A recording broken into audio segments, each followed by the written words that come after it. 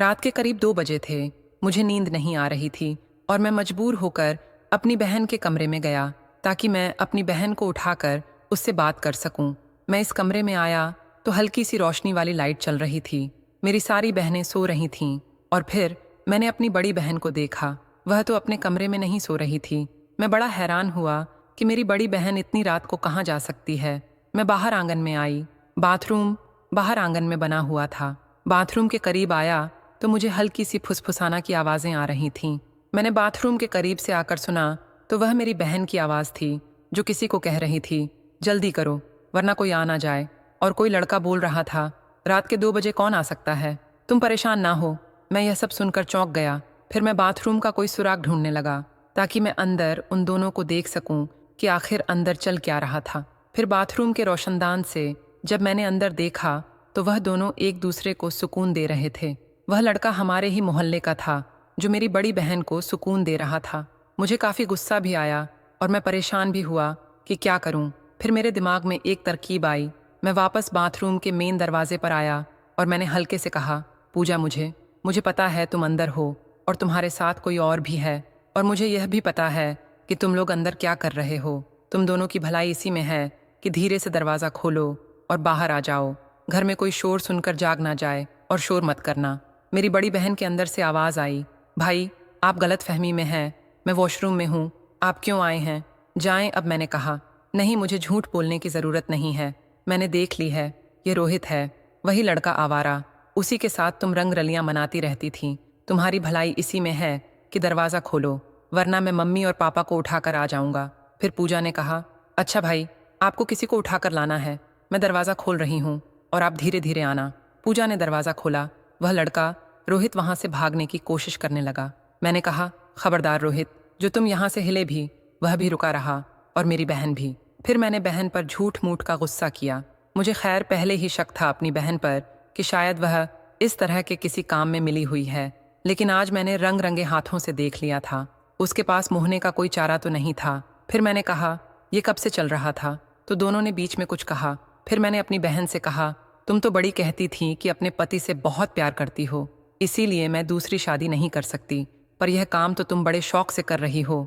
फिर मेरी बहन मुझसे कहने लगी, रहीम जो कुछ भी हुआ अनजाने में हुआ, मेरी इसमें कोई गलती नहीं है, मुझे माफ़ कर दो और यहाँ से चले जाओ। मैंने कहा, नहीं आज तुम थाई हो, मैं इतनी आसानी से तुम्हें नहीं छोड़ूंगा। फिर उसने कहा, रहीम तुम क्या चाहते हो, खुदा का वास्ता है मुझे जाने दो। अगर मम्मी और पापा को पता चल गया कि मैं रोहित के साथ थी तो वह मुझे जान से मार डालेंगे। प्लीज़ मेरे साथ ऐसा अन्याय मत करो और मेरी इज्जत बचा लो। फिर मैंने कहा, ठीक है, पहले रोहित को यहाँ से भेजो, मैं तुमसे अकेले में बात करना चाहता हूँ। शायद रोहित पहले से ही डरा हुआ था और यह सुनते ही वह बाहर चला गया। उसने मेरी कोई बात भी नहीं सुनी। इसके बाद मैंने अपनी बहन को पकड़ा और कहा, जो कुछ तुम रोहित के साथ कर रही थी अब मेरे साथ भी करना होगा, चलो बाथरूम के अंदर। उसने घबरा कर कहा, नहीं भाई मैं ऐसा नहीं कर सकती। मैंने जवाब दिया, तुम्हें करना होगा वरना मैं मम्मी और पापा को यहाँ बुला लूँगा। तब मेरी बड़ी बहन ने मुझसे कहा, रहीम शर्म करो, मैं तुम्हारी बड़ी बहन हूँ और तुम मुझसे छोटे हो। मैंने कहा, इस वक्त मुझे किसी बात की परवाह नहीं है, मुझे तुम्हारी ज़रूरत है और मैं यहाँ तुम्हें लेने ही आया हूँ। अच्छा हुआ कि मुझे तुम इस हालत में मिल गई, अब मैं बिना चैन पाए यहाँ से नहीं जाऊँगा। फिर मैंने उसे हाथ से पकड़ा और बाथरूम की ओर ले गया। उसने कहा, ठीक है रुको, मेरी बात पहले सुनो। मैंने कहा, एक हाथ में काम करो और बात भी बताती रहो। उसने कहा, नहीं पहले मेरी एक शर्त है, मैं बाद में तुम्हें पूरा पूरा सुकून दूंगी। मैंने कहा, अच्छा बताओ, जल्दी बताओ। उसने कहा, अभी नहीं, वह मैं कल बताऊंगी। मैंने कहा, नहीं नहीं ऐसा जुल्म मत करो, रात नहीं गुजरेगी। उसने कहा, पक्का वादा है, कल तुम्हें ज़रूर सुकून पहुंचाऊंगी। लेकिन वह ना मानी और फिर मैं वापस आकर अपने बिस्तर पर लेट गया। अब मुझे काफ़ी देर तक नींद नहीं आई। मैं ऐसे ही जागता रहा और अपनी बहन के बारे में सोच रहा कि वह कब से रोहित के साथ लगी हुई है, पता नहीं और किस किस के साथ वह है। जिस चीज़ से मैं डरता था वही काम मेरे घर में हो रहा था। मैं ऐसी चीज़ों से डरता था कि मेरी बहनें या मेरी मम्मी बाहर किसी के कहने में ना आ जाएं और यह काम ना कर लें। आखिरकार वही हुआ। खैर मेरी आंख लग गई। आज मेरी आंख सुबह 9 बजे खुली। मैं बाहर आया तो मम्मी नाश्ता बना चुकी थीं। मम्मी ने कहा, रहीम आज उठने में इतनी देर क्यों करती? मैंने कहा, हाँ मम्मी, बस आंख लग गई थी। मम्मी ने कहा, अच्छा जल्दी से नाश्ता कर लो और फिर दुकान पर जाओ। मेरी मम्मी भी मुझे बहुत खूबसूरत और हसीन लगती थी, लेकिन मैं यही सोचता था कि उनसे बात कैसे करूं। फिर मैं इसी मौके की तलाश में था कि कब वह दिन आए कि मम्मी के साथ। खैर, मैंने नाश्ता किया। नाश्ता करने के बाद मैं अपनी बहनों के कमरे में गई। जब मैं गया तो मेरी बड़ी बहन अपने छोटे बेटे को नाश्ता करवा रही थी और मुझे देखकर मुस्कुरा भी रही थी। फिर मैंने अपनी बहन से कहा, एक बात बताओ, तुम्हारी क्या शर्त है? उसने कहा, भाई, आज दोपहर जब आप खाना खाने आएंगे तब मैं आपको बताऊंगी कि मेरी क्या शर्त है। मैंने कहा, अच्छा। फिर मैं अपनी दुकान पर आया। दुकान पर आया तो छोटू ने दुकान खोलकर सफाई सुथरा करके बैठा हुआ था।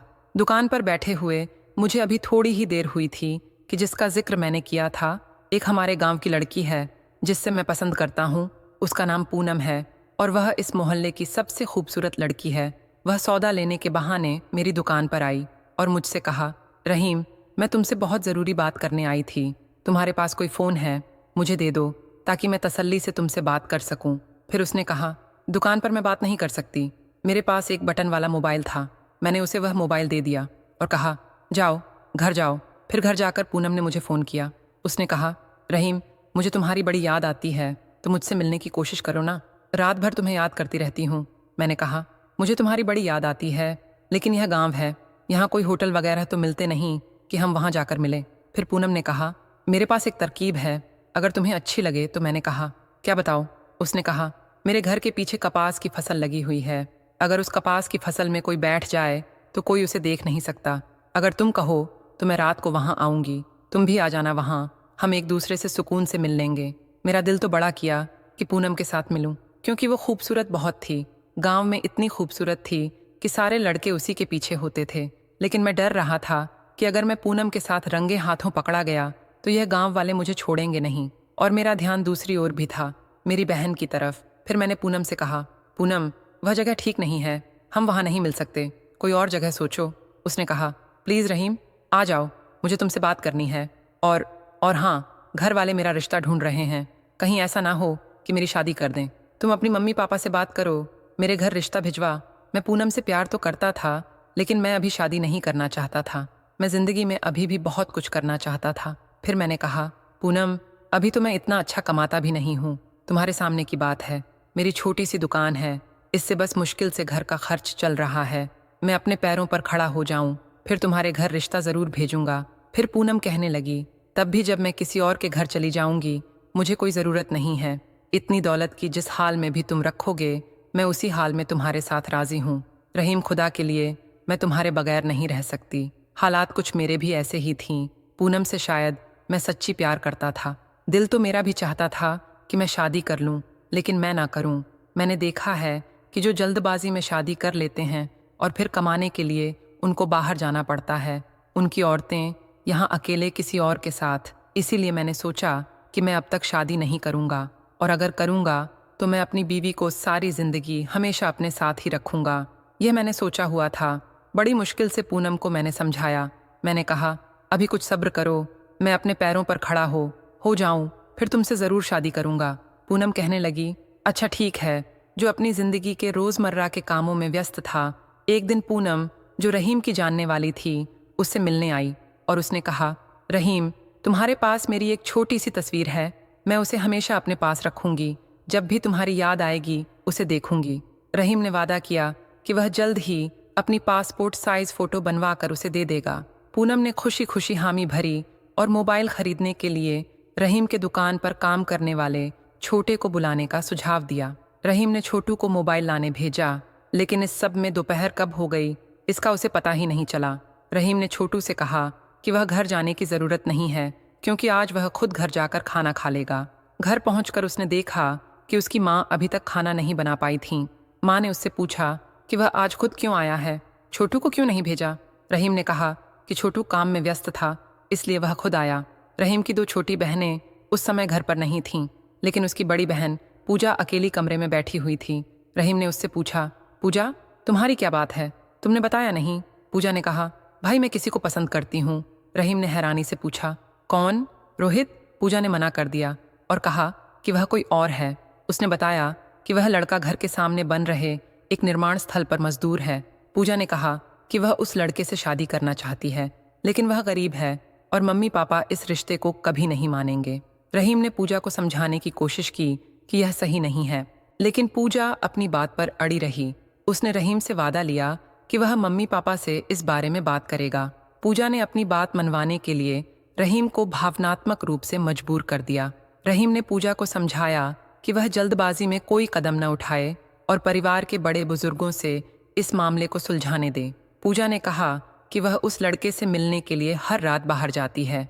ये सुनकर रहीम को गुस्सा आया, लेकिन उसने अपनी बहन की मदद करने का वादा किया। पूजा ने कहा कि वह आज रात उस लड़के से मिलने जाएगी, लेकिन रहीम ने उसे रोकने की कोशिश की।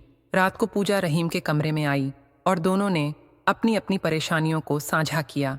रहीम ने पूजा से वादा किया कि वह उसके लिए मम्मी पापा को मनाने की कोशिश करेगा।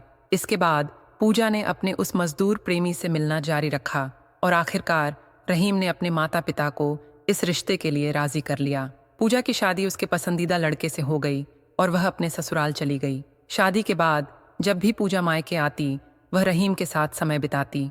इस दौरान रहीम ने भी अपनी जिंदगी को नए सिरे से संवारने का फैसला किया। उसने अपनी एक बड़ी दुकान खोल ली, जिससे उसका घर का खर्च आसानी से चलने लगा। रहीम ने बाद में पूनम से शादी कर ली। पूनम ने उसके जीवन में एक नई खुशी भर दी और दोनों एक दूसरे के साथ बेहद खुश रहने लगे। समय के साथ रहीम की मेहनत और समर्पण ने उसे एक बेहतर इंसान और सफल व्यापारी बना दिया। तो दोस्तों, यह कहानी सिर्फ प्यार और परिवार की नहीं है, बल्कि यह बताती है कि रिश्तों में सच्चाई और समझदारी से किसी भी मुश्किल का हल निकाला जा सकता है। आपके विचार हमें कमेंट में ज़रूर बताएं।